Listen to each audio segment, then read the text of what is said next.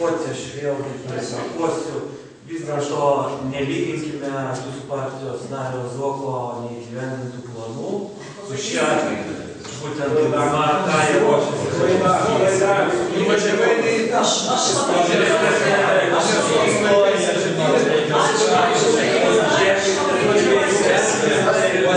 Ačiū, tarybos nariai, aš labai tikiuosi, kad naujasis Vilniaus miesto meras įgyvendins šitą projektą ir tarybos nariams siūlau balsuoti už šį sprendimą. Kas už?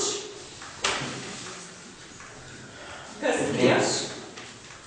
Susilaikė? 16 už, 2 susilaikė, sprendimas priimtas, dėkoju. 8.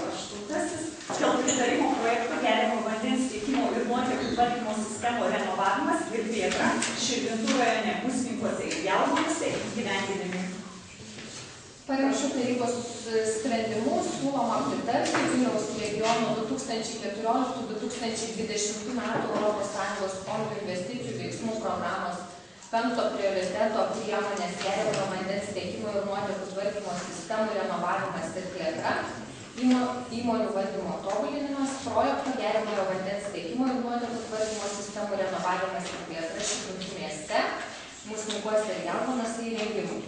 Taip pat tarybos sprendimus siūloma pritarti Širvintų rajono savivaldybės administracijos dalyvavimui projekto partnerio teisėmis, pritarti projekto daliniam finansavimui UAB Širvintų vandenys skolintomis lėšomis, įgalioti UAB Širvintų vandenys teikti paraišką ir vykdyti projekto veiklų įgyvendinimą, UAB Širvintų vandenys skolintomis lėšomis parengti netinkamas finansuoti išlaidas ir įgalioti administracijos direktorę pasirašyti su UAB Širvintų vandenys partnerystės sutartį.